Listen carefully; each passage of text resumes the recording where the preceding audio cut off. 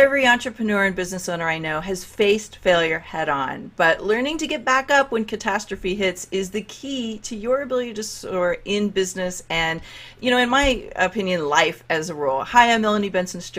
I'm America's leading small business optimizer, and this is a weekly podcast that is dedicated to learning from all kinds of entrepreneurs and business owners. What does it take to replace overwhelm and mediocre results with key strategies that will automatically generate exponential impact and profits? Because the bottom line is we want to all be able to do more of what we love. And our guest today is someone that I feel really excited and fortunate to have join us.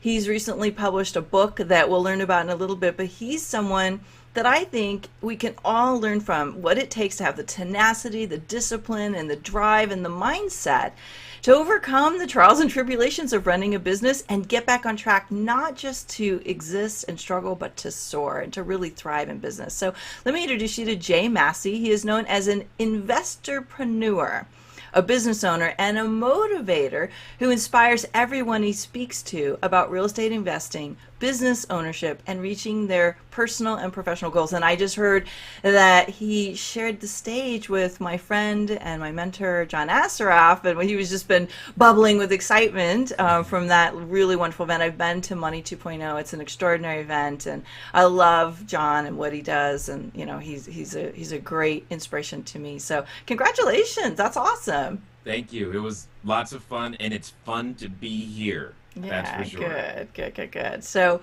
tell us what it means to be an investorpreneur. Investorpreneur. I know, right? We're going a little bit of a tongue twister. New words in the dictionary or something.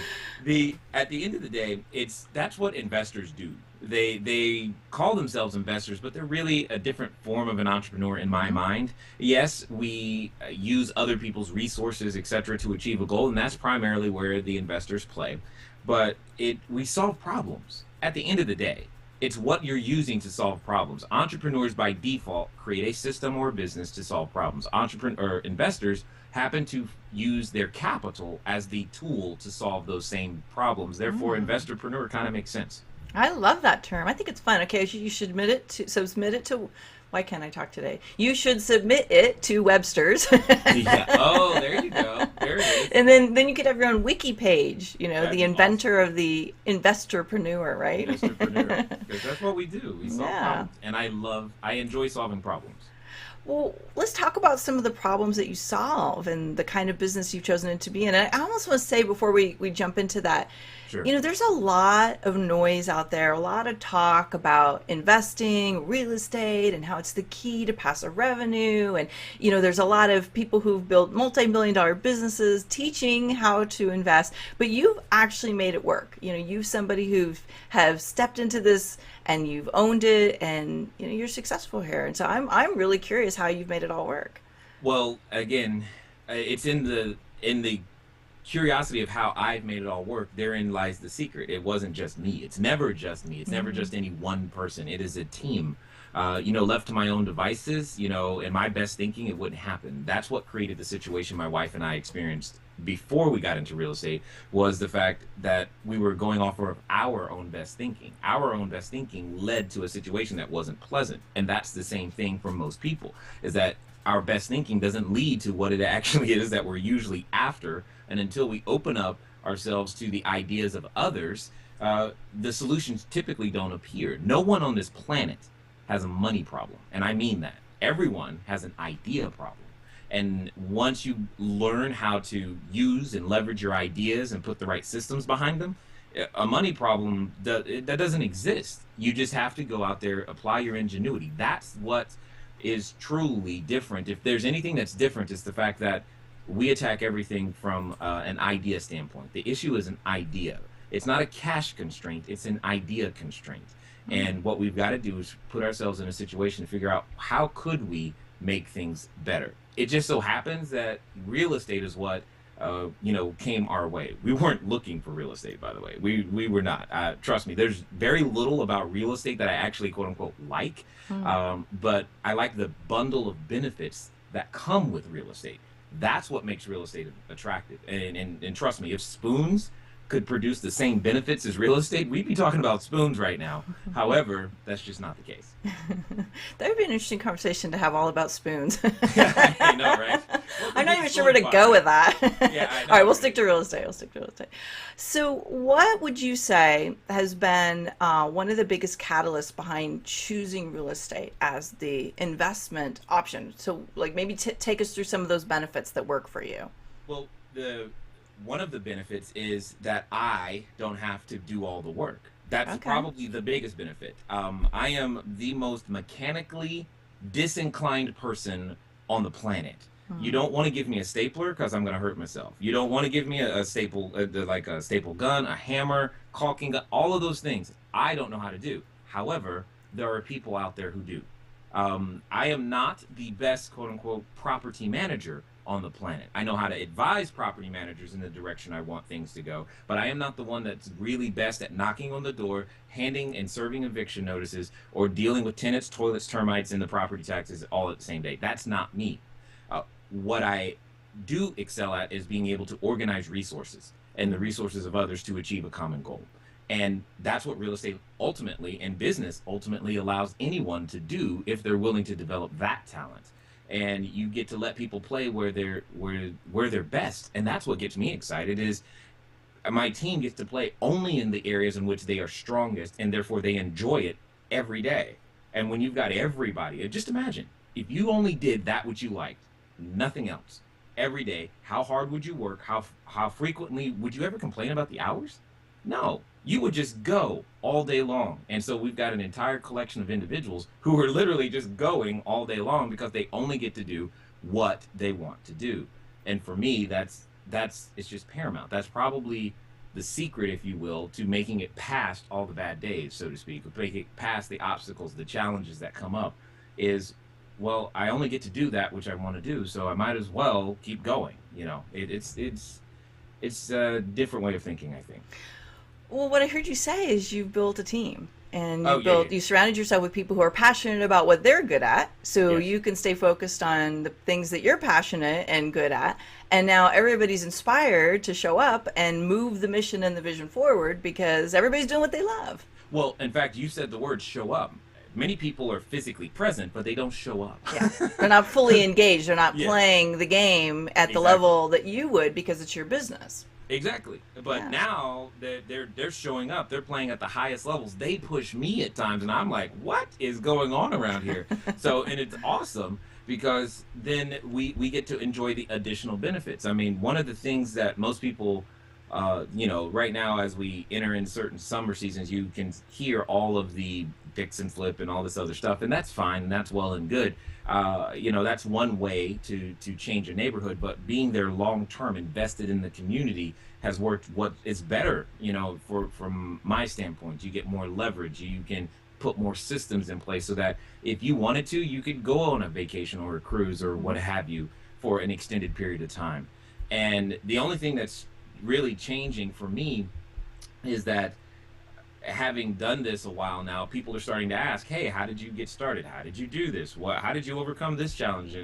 And what's funny is that most of the questions that I receive, I never thought that I was trying to quote unquote overcome a challenge. I was just trying to make a vision come true and leave what I knew or what I had behind. I wasn't thinking, "Oh, I've got to overcome this next challenge." That was Right. not in my mind. Right. So, I get this impression that there was a certain catalyst or situation that emerged that caused you to go from, you said earlier on, me and my wife got us into the challenges, and then I recognized the value of having a team. Like, can you take us through what that was like, and Sure. what was that decision point where you knew you couldn't keep doing it the way you had done it? Well, what happened was, I went to school, I got good grades, I did that. Dropped out of college though, because that didn't seem like the way for me to go. And it just led to a whole bunch of series of things. But eventually I got married. Yay, that was fun. Then, but my wife, when she's pregnant, she has a condition known as hyperemesis. It just means that she can't eat or drink. That's a challenge. Um, Whoa. When well, she was pregnant or in general? while pregnant. Only Okay. while pregnant, she can't eat or drink. So Wow. she almost died 2 or 3 times. She lost like 18 pounds during the first trimester. We had just previously had a miscarriage, so we were scared. needless to say. And from that standpoint, what happened is I went to blow off steam one day and I went to go play volleyball. Now, if you've ever met me in person, you know I'm a little taller. I grew up playing basketball. That just means I jump very high. So I went to spike the ball, but when I landed on a guy's head and punctured my lung. Oh, oh gosh. And then Okay. I couldn't walk and talk simultaneously. So she can't eat or drink, and I can't walk and talk. That's literally what was going on at the same time. And I was a self-employed financial planner. And this is when hard lessons started hitting Oh. home. It meant if I didn't go to work, I didn't get paid. And I'm like, I don't like this. But I didn't know what other choices we had. So we started selling our personal possessions on eBay because that was the only thing I knew we could do. And eventually, you run out of your own stuff and you start trying to sell, your friends' garages stuff and garage sales and etc. And it was around that time a friend said, "Hey, I got a solution for you. You need to become a real estate investor." I'm like, "What? I have a credit score of 398. I don't even have $75. And hopefully you're paying for lunch today because otherwise we're in trouble." And that's literally how it went down. And I was like, "Okay, cool." Here was the decision. The decision was I didn't let what we didn't have stop us from finding out what could be possible for us. Most of the time, specifically with real estate, and I don't understand this at all anymore. It makes no sense. If I said to anybody right now, "Hey, you should become an architect," the first thing you're not going to say, "Well, I don't know how to draw." You're not going to say, "I don't know how that." You're going to say, "Okay, I probably need to go to school and get some education to make that happen, if that's what I'm going to do." But for some reason, if I say you got to get involved in real estate, first thing people say, and I said it, "I don't have any money, I don't have any credit," and then they just stop.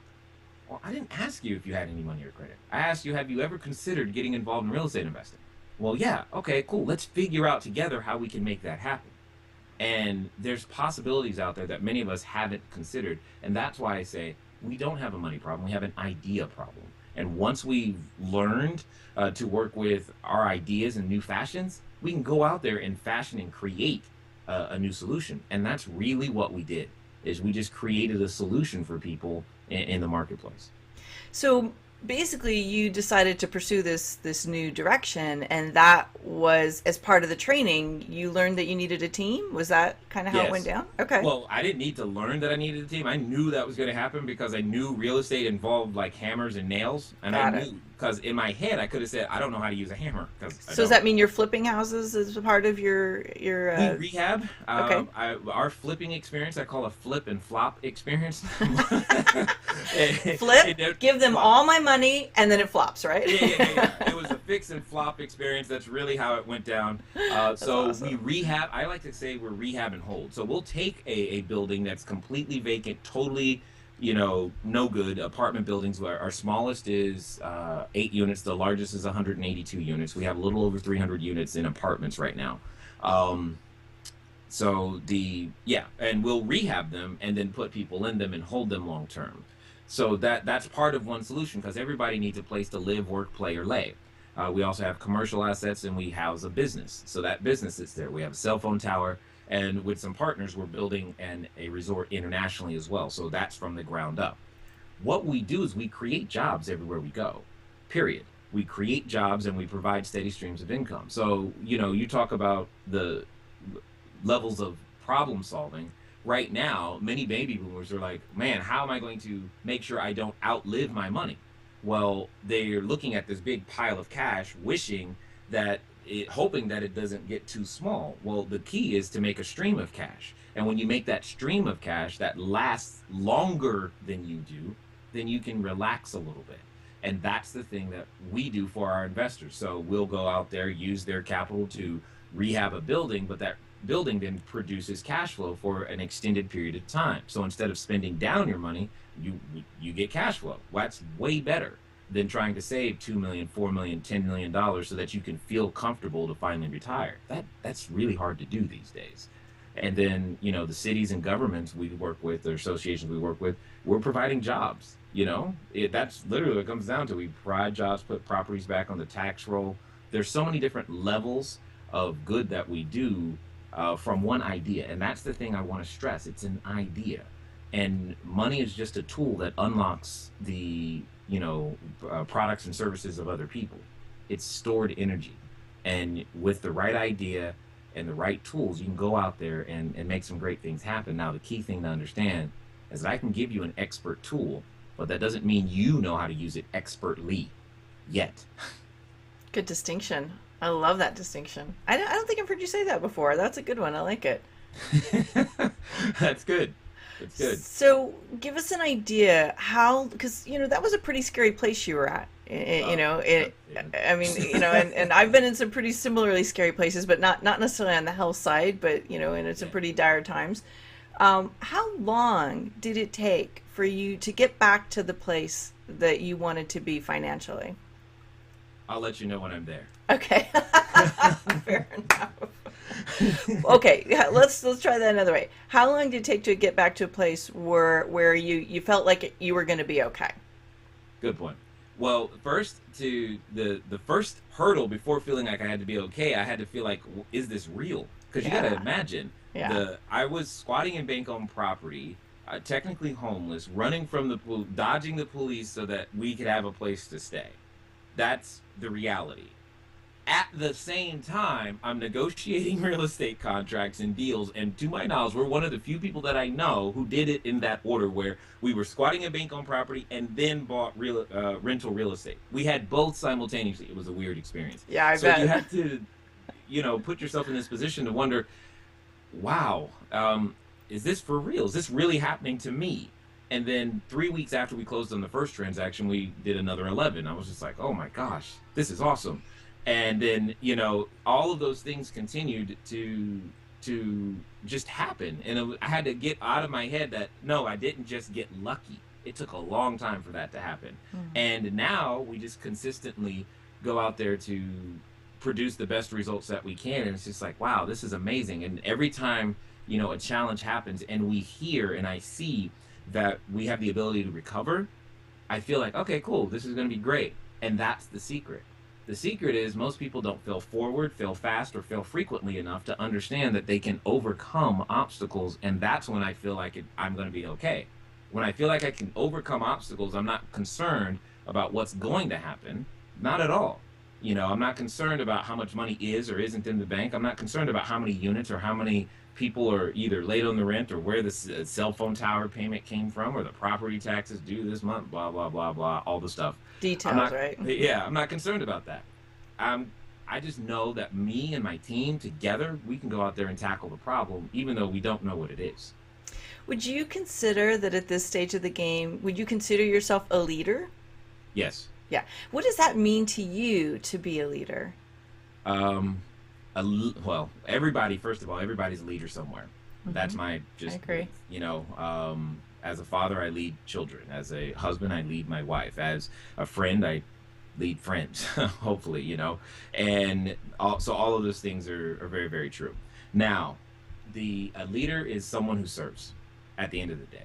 They're the biggest servant. If you just simply serve people, you're probably the leader. You're the one who eats last. As I think Simon Sinek's new book is Leaders Eat Last.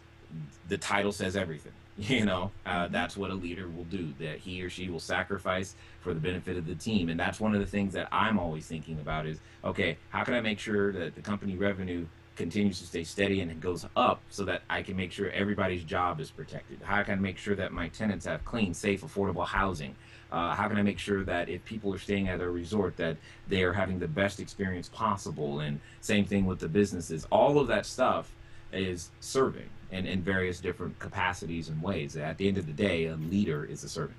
I love that. That's a good definition. And I've heard that about servant leadership and stuff. So I'm always curious what people's definition is, because a lot of people are very reluctant to lead, and some people are naturally, awakened into this leadership, and they just kind of emerge as a leader. And so, I think there's more than one way to get there. I think a lot of people think, if I'm not a born leader, I can't become a leader. But I think you can, and it's just really understanding that you already are in some way, and just owning it. I agree. I think leaders, salespeople, business owners, all of them are made, not necessarily born. Now, there may be some natural talents that make it easier for you to fall into that role, but that doesn't mean if you have complete opposite talents that you couldn't be. Sure. I tell people, when I'm speaking, that I am naturally introverted and shy. Unfortunately, they don't believe me today. Um, and so, You um, do make a hard case to believe that you're introverted, I gotta I, just say. well, I know on every Myers-Briggs and personality test I have ever taken, it is the highest and strongest one all the time. Hmm. And you put me and my wife in a party, I promise you, she's going to go to the people, I'm going to the corner. It's just the way it is, and I'm going to sit in a chair and be happy right there in my own little space. But that doesn't, that in the role of leader, that those qualities don't serve the mission. They don't serve the cause. They don't help. Therefore, I need to be someone different in order to make those things happen. In order to serve, I've got to be the person that I need to be so that people will follow, so that they'll actually get excited. So that when, one of the things that like we hear all the time is my team won or we won. I'm like, well, you're not on the team. You're a spectator. That's part of it, but you're not winning. Winning is when you're playing the game, and to play the game, you got to sometimes be a different person. And for Hmm. me, that's what it takes. I'm glad you said that because I think that's true. I think sometimes we have to choose to become the leaders we need to be to have the impact and the influence and the success that we know we want. So I'm really glad you said it that way. Yeah. All The right. key is to still be authentic while doing so, It's not to so put on some true. So other true. persona, not to try to become a different person. I'm the same person everywhere, which could sometimes be the problem, but I'm still the same person. You get the same Jay no matter where you go, and that helps a Right. lot, so that way people know what to expect. Well, this is a good segue. You kind of opened up a direction I wanted to go with you, and that is, So, you said, um, I'm not always or I'm not always the person I need to be, or maybe there's areas that need to get improved. Right now, as a yes, business owner, if you look at all the things that you're learning and having to grow, because that's what we do, we constantly yes, have to grow. hmm What would you say is the biggest challenge you have now as an entrepreneur? patience. Oh, okay. Say more about that. Well, Not that I I can't relate or yeah, anything, but right, right. not that I've ever been impatient. No, no, never. Well, the good thing about real estate is that it's slow. The bad thing about real estate is that It's it can slow. be slow. Yeah, okay. So, especially when you're developing something, like you take a non-performing asset to turn it into a performing asset. On paper, you can write out really fast what needs to happen. Boom, boom, boom, boom, boom. But it still takes time to hammer each nail. It still takes time to find each tenant. It still takes time to do all of those things, and that never goes as fast as I want it to. So I'm challenged with patience all the time. Mhm. There's a game out there called Sim City, and if you get impatient, you can actually speed up the game so that the building and construction happens faster. That so does not happen in real life. And it's like, no, we're not there yet. So yeah, the this past winter, that verdict, what do they call it? That what so or polar vortex. That's what it was. They called it that polar vortex, where it was very cold and all this other stuff. We've got property over there. It was a slow winter for me, because it's like every day a pipe was bursting and this, that, and that happened. I'm just fortunate I've got a good team with the right kind of systems that can go out there, protect the assets, protect the investment, get the properties to do what they need to do, and make things happen. It just doesn't go as fast as I want. And I mean, our intent is to get to 1,000 units and 1 million square feet of commercial space. That's going to take longer than I want it to take. I want to be, so I want to be there today, not, 5 years from now. I want it today, but that's okay. Slow and steady wins the race. That's what they say. Mhm. And at the end of the day, I get challenged with patience, a lot. My first coach said slower plus smoother equals faster because I was a very Like that. impatient entrepreneur and I had to learn to slow down so things would go smoother and I wasn't breaking things and doing things half-assed so that everything would end up going faster on the longer side of it. Breaking So things. Yeah, I break yeah. stuff. Yep. Yeah, I know. It's the way Guilty as we are. charged. Creatives. So has there been a game-changing moment for you along the way? Like something that you learned as a investor, in this entrepreneurial game called investing? Has there been something that's been like, okay, it shifted everything and turned the tables for you and made things a lot better? A lot better. Well, yeah, and here's, at the end of the day, the some of the best things started because, or they came about because of tragedies, for lack of a better way of putting it. Okay. So through a situation in which we had a team member embezzle a significant amount of money, Ouch. we were able to go back and retool and reverse engineer all the mistakes and systems, and now we're better. I learned that my team will stick through. That was probably one of the biggest lessons for me, is seeing that these people would actually stick with me through a downturn and not just leave. And I was like, wow, they didn't leave. They didn't stay because it was, they weren't here just because it was good. They were actually bought into the mission. They were, wow, they like the vision. They're down for the cause here. This is awesome. And we're stronger, so much stronger because of it. We can now take on, because of that situation, we were able to take on our largest asset. Currently our largest asset is a 182 unit building.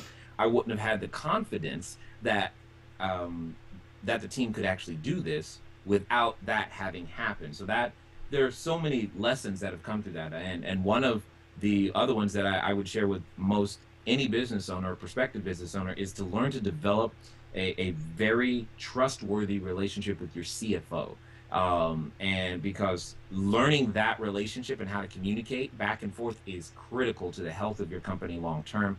And that was forged during this time. My CFO and I got so much stronger together. It was ridiculous. And now we get each other in a way that, never has been before. And that allows the company, again, to continue to move forward and break new grounds and do new things and serve more people, especially as more and more people start asking us, hey, can you help us? Can you show us how to do what you did and all this other stuff? Because that takes a lot of organization and understanding of what's going on both sides of the fence to make these things happen. So that's been a very, very strong turning point. In fact, I don't think it was until after that happened that I actually began to go, you know what?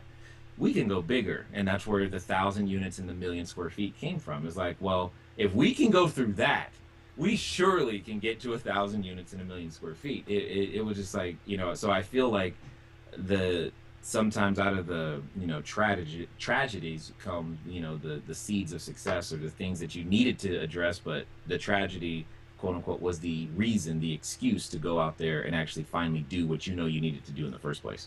Yeah, you bring up some great points there, and one of the things is this idea that you can turn these horrible, horrific, painful moments into really good triumphs by just looking at, all right, what do we need to learn from this, instead of personalizing it and making it as something really bad. But I'd kind of like to put out there that a lot of times, you can preempt some of these things by learning from you right now that you could have had some systems and controls in place that would have allowed you to bypass that lesson. And one of the reasons why I love doing these interviews is, like, I hope someone could be listening into my breakdowns and your breakdowns and say, okay, guess what? J.Massey learned a huge lesson, but I don't have to go lose $1 million or whatever it was. I can actually put the system in place early on. It was 800,000. Okay, yeah, I was close. I had a $200,000 lesson that I got to learn like that. It was similar. Yeah. But could we just dissect that for a minute? First of all, I want to say a CFO is a chief financial officer, if you're not familiar with that term. Oh, uh-huh. And another thing to know is that sometimes your bookkeeper or your accountant can operate in that capacity. But let's just break that down for a minute and pull out a couple of really key systems that you put in place so that someone could literally go put those into action and keep themselves from having that kind of trauma in their business. Okay. Sure. And the big lesson there was what I now teach and tell all my clients is to not have a single point of failure.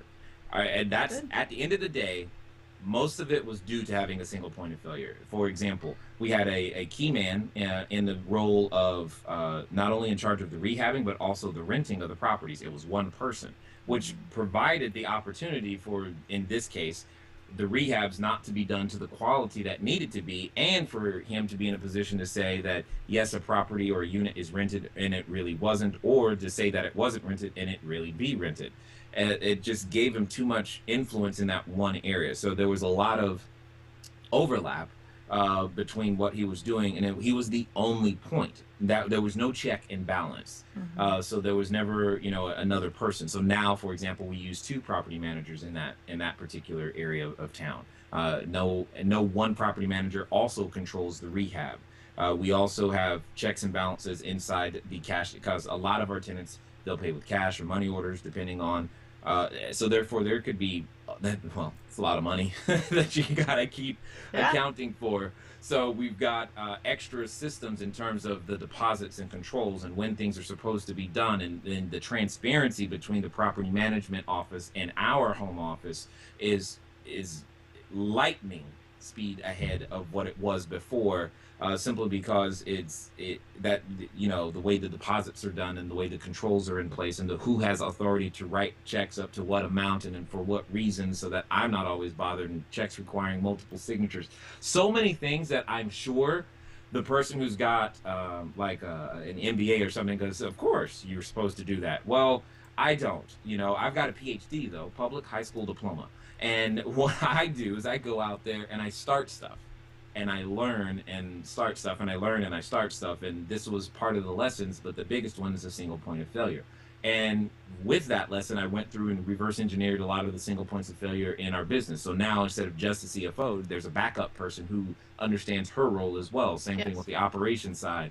So all of those things have resulted in a stronger team, so that if someone falls down, like if one person falls down, another can be replaced. Even myself, for that matter. I mean, there's the ability, there's a succession plan in place, so that if something happens to me, that we can get a new CEO in here and go out there and continue to make the good that we're already doing happen and bigger, etc. So all of these things are things that came about that maybe should have been there from the beginning, but in some retrospect, no one was concerned about them, because it didn't ever happen before. It never happened. Yeah, why bother? Wasn't something was on your radar. Yeah, exactly. So it's like, I don't want to be negative. Let's just go forward. Right. Yeah. Well, what did you say? Smooth, slower, smooth. Slower plus smoother equals faster. Yeah. There you go. I'm going to work to adopt that. It's going to take work, because the word slower doesn't even come out of my mouth too well. I know. Well, I don't know any entrepreneurs that like the idea of anything going slower. Right? It's not in our vocabulary. Yeah, I might have to work on that one. Maybe a better one is to slow down, make things smoother, so you ultimately go faster. That makes it sound better, but it's still, the word slow is still in there. So no matter how you put it. Yeah. It's just, we just need a lobotomy. Dude, tie my hands or something. Otherwise, it just doesn't work the same way. Put some anchors on me. Well, I think the whole point is that oftentimes we're moving at the speed of light, and how much are we willing to risk in our trajectory and our speed? So what's the risk tolerance? And for people who have lower risk tolerance, you need to spend more time getting the documentation and the systems and things in order, because you can't tolerate or handle the bigger breakdowns. For those of us that have a massive amount of tolerance for breakdown and chaos and all the things that can go wrong, we can move faster. And it's not one is right or one is wrong. It's just understanding how we're made up. And what's happened for me over the years is that my tolerance for breakdowns has minimized, and it's made me prioritize more of getting the foundations in place. So it's just, where are we on our journey? What's important to us, and how much risk are we willing to take take big leaps without the foundations? I think that's really what it's all about. Yeah, I've tried to balance that by bringing aboard the people who have the least amount of tolerance for that. Yeah. That way they'll raise the red flag and scream and shout and whatever it takes to, Jay, slow down. Let's get this right. Let's get this right. And that's a key thing you just said. Bring on the people who can be in your blind spot when you're moving at the speed of light. That is a key idea in building the right teams. And and it's not just that they can be in the blind spot, but they got to be in the blind spot with a similarly strong personality. Yeah. Because you could still, at least I know it's true for me, I could easily override and discount and just blow right past, unless they're willing to plant their flag and stick their ground and get in my face in some cases, if that's what it takes to make sure that the company continues to fulfill its mission and vision, etc., then that's exactly what they need to do. And in fact, I try to find some of the most opinionated people to fill every role in the team, so that way you should actually hear some of our conference calls and meetings. You would think we were arguing, but we're really being productive. It's pretty funny, because it always comes out better than anyone ever intended. It's just you've got to have that similarly strong personality. Otherwise, one person's going to take over, and it's not going to. It still doesn't work. There has to be that balance. That's great. I love that. So do you have a favorite mantra or quote that's helped you kind of ride the ebbs and flows of your life as an entrepreneur? Wow. Um, Let me see. And we know that in all things, God works for the good of those who love him. There we go. That's from Romans 8:28. And that's, I mean, it's tough to reconcile that sometimes Mm-hmm. because you're like, how is this for my good? Especially when you don't perceive it as good. And or even the vice of the opposite could also be true. How is this really great thing that I never considered and don't know what to do with for my good? Sure. All of these things can happen and in various different ways, and it at least gives me the ability to keep going, if nothing else, when things don't go the way that I wanted them to. Well, it's a perspective, I think, that gives you a way to look at things and buy into it and have the faith that there's something going on in the longevity of this idea or this Right, situation that you may not know all the pieces and parts yet, but if you have that faith, right. you can ride the wave and see where it goes. Well, and that's at the end of the day, that's my job, is to ride the wave, more than anything else. Well said. So, So, speaking of riding waves, you've got a new wave that you're riding as a published author. And this, from what I understand, this book is about your journey yeah, and yeah. how you came to the place you are today, and share a lot of the gory details. Yeah, yeah. We go into detail. Some people, you may not. It's Cash Flow Diary: 10 Steps to Creating Wealth in Any Economy. That's the title Love of it. the book. And I start out at the beginning, letting people know what we went through at the beginning, the story, how we made it through. But at the end of the day, it's written as a 10-step manual of what is required in order for you to duplicate what we've done. And if you're willing to take on that, what'd you call it, risk, Mm-hmm. and have that higher risk tolerance for breakdowns, etc. I've done my best to put some lessons in there so that you don't have the same breakdowns, you'll have different ones. We all do. but that but they're there, and we go through step by step to help people learn it. What I'm finding is that most people who have never done real estate love the beginning of the book the most, and Mm. most people who have done lots of real estate tend to love the back of the book, because then I get into some techniques, some strategies, some case studies of one of our apartment buildings, and there's a tool that we use called the Profit Analysis Quadrant that allows investors to figure out how to raise capital of any dollar amount. Um, Ah.